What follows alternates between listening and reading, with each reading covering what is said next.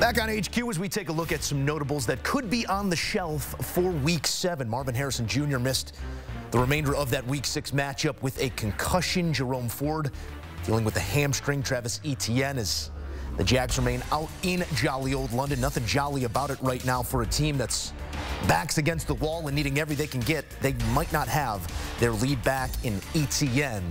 Some other names to keep an eye on, including 2 pass catchers in New Orleans.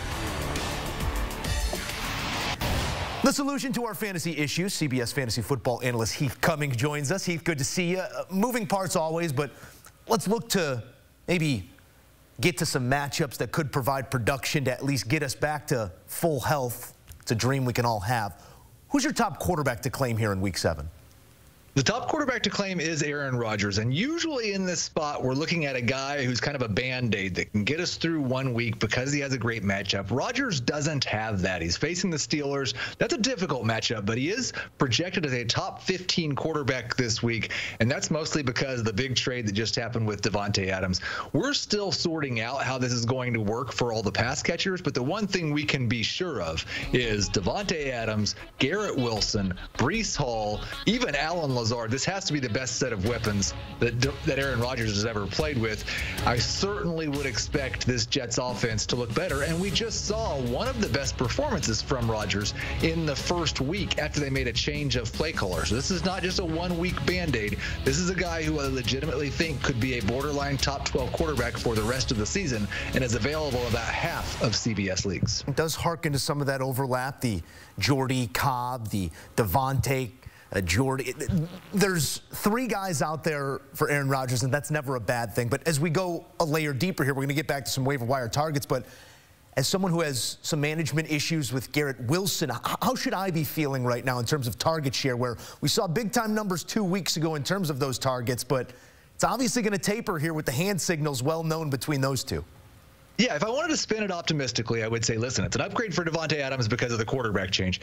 It's an upgrade, or it could be an upgrade for Garrett Wilson and Breece Hall as well, not in terms of volume. Listen, Garrett Wilson leads the NFL in targets. Breece Hall is 3rd in the NFL in running back targets. Those things are going to change. But what's also going to change is that opposing defenses are no longer going to be so locked in on stopping Garrett Wilson and Breece Hall because their efficiency has been awful so far this season. So I do think it's a small step back from the expectations that we had of a top 10 wide receiver season for Garrett Wilson.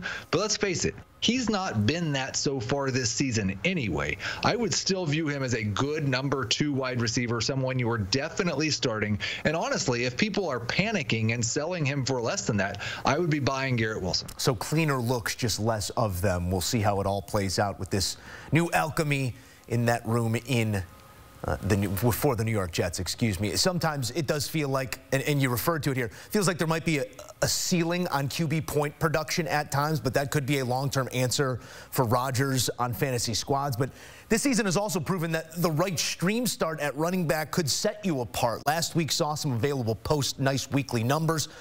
Most recently, that Monday night matchup where Buffalo, we saw a big-time performance. Where are we looking for running back help this week? You know, the second time this season that we've had a running back that we were told on Saturday was going to play, and then on Monday night they didn't play. I had a ton of James Cook this season. Thankfully, I also had a fair share of Ray Davis on my bench and was able to make that switch.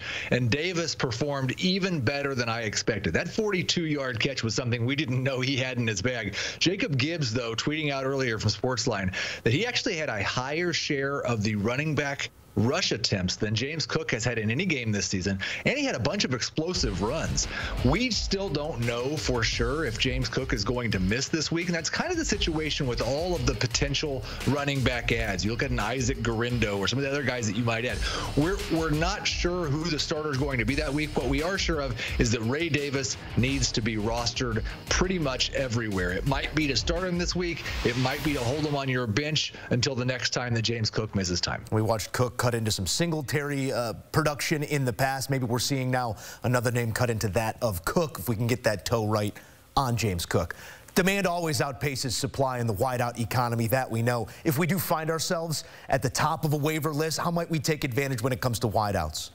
This is such a strange thing and really a kind of a peek into the psychology of how people make their waiver claims. Because I told people last week, don't just sort by week 6 projections. You're going to miss Juju Smith-Schuster. Everyone missed Juju Smith-Schuster apparently because he's available in more than half of CBS leagues, despite the fact that in his last game he saw 8 targets from Patrick Mahomes and scored 20 PPR fantasy points. And oh yeah, he had a pass bounce off his hands in the end zone. Juju Smith-Schuster could legitimately be a league-winning wide receiver, and he's still widely available in CBS Sports leagues. The clear and obvious top ad, and really, I think probably the top ad regardless of position. Go get Juju. I mean, we're not breaking any news here, but can you keep quiet? Because I have a claim in, Heath. I would appreciate that. I don't know if we're going to win any leagues with a defense, but if we are looking for an answer at D, where should we be looking in week 7? This is really more a testament to the sad state of the Cleveland Browns. They just traded away Amari Cooper. They've been the free space in terms of streaming defenses already this season. They can't block anybody. I don't even think the Bengals are that good defensively, but they're playing the Browns, and so they're a top 6 defense this week, and we are streaming the Cincinnati Bengals. They just cannot protect Deshaun Watson. And let's not take Watson off the hook. He's thrown the ball terribly. Now he doesn't have his #1 wide receiver. Maybe they get Nick Chubb back, and that fixes something, but we're streaming the Bengals against the Browns this year. And this could be that feel-good performance that Cincinnati defense is looking to stack on top of what they did a week ago, because prior to that, it was not what you're looking for, but we'll see if we can get those numbers out of them this week. A sleeper pick, it often can be the difference here as you scour and maybe give us some of that wisdom that you offered on the Juju front with the sorting issue that was week 6 for Kansas City. What do you have your eyes on in terms of a sleeper? It's Demario Douglas, and he really popped last week, and if it wasn't for Juju, would be my favorite waiver ad at the wide receiver position. And I want to give a little bit of love to Drake May here. The most passing yards the Patriots have had in a game this season, Drake May's first start. He had 3 passing touchdowns in this game. They had 2 coming into this game. Absolutely changed the game for the Patriots passing game, and he did it throwing the ball 29% of the time to Demario Douglas. That's clearly his guy. We see the connection building between the young quarterback, the young wide receiver. Head coach Gerard Mayo actually said after the game, we're going to try to find a way to play Douglas in more 2 wide receiver sets as well, because he's generally just that slot that comes on the field when they're running 3 wideouts out there. Fantastic matchup this week against an awful Jacksonville defense. Love Demario Douglas this week and rest of the season. Crazy to think we are a third of the way to the finish line, and can always make those moves to make this season a winning one. Heath Cummings, we appreciate you, as always, offering fantasy insight here on HQ.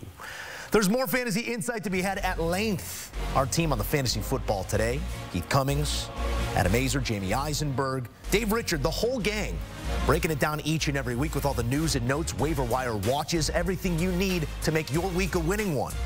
Download, subscribe, and enjoy Fantasy Football Today.